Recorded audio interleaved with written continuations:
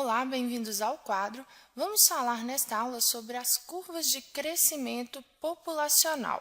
Nós vimos na aula anterior que a natalidade contribui para o crescimento da população, enquanto a mortalidade contribui para a diminuição do número de indivíduos.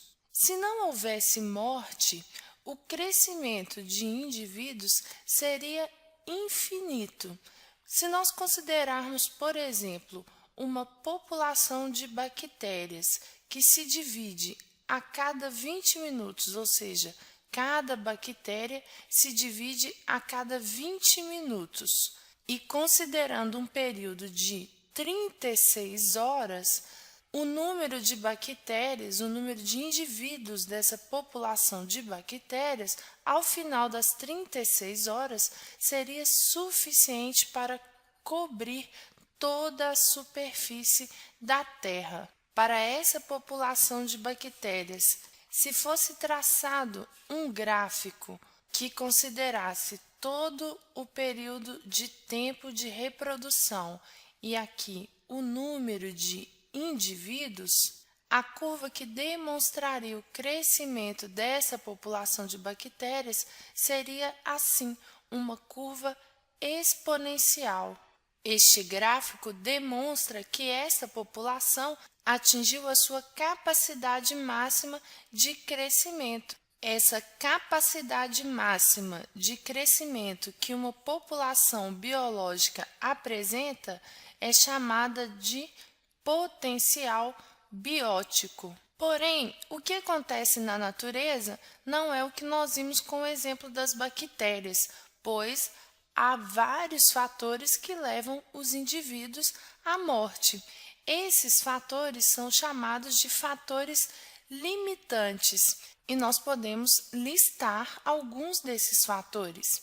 Por exemplo, a limitação da quantidade de alimentos no ambiente, também a limitação de espaço, e aqui eu incluo o abrigo para os animais, a presença de predadores que contribuem para a diminuição do número de indivíduos, assim como a presença de parasitas e também a competição, que pode ser tanto entre seres vivos de mesma espécie, quanto entre seres vivos de espécies diferentes.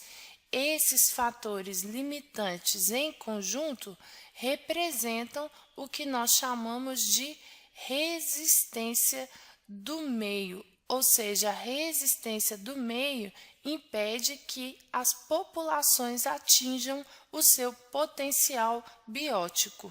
E é essa interação entre a resistência do meio e o potencial biótico que faz com que as populações atinjam um equilíbrio, mantendo um equilíbrio entre as taxas de natalidade e a taxa de mortalidade. Sendo assim, a população permanece constante. E é desta interação entre a resistência do meio e o potencial biótico da população que resulta a curva de crescimento real. Está aqui novamente o gráfico que eu tracei para o exemplo das bactérias. Nós temos aqui a curva que mostra o crescimento da população das bactérias e eu vou traçar agora a curva de crescimento real. Ela tem uma forma parecida com a forma de S, atinge o nível máximo e depois começa a oscilar. Traçando aqui uma linha que passe pelo ponto médio da oscilação, nós temos a indicação do tamanho populacional máximo. Esse tamanho populacional máximo indica a quantidade máxima de indivíduos que é suportada pelo ambiente. E vocês podem observar que quando a população ultrapassa a linha amarela, ela tende a diminuir. E quando ela está abaixo da linha amarela, a tendência é a população aumentar. Esta curva em rosa representa, portanto, a curva de crescimento real de uma população. Bom, pessoal, na próxima aula nós veremos os fatores que regulam o tamanho das populações biológicas. Espero que vocês tenham compreendido. Até lá!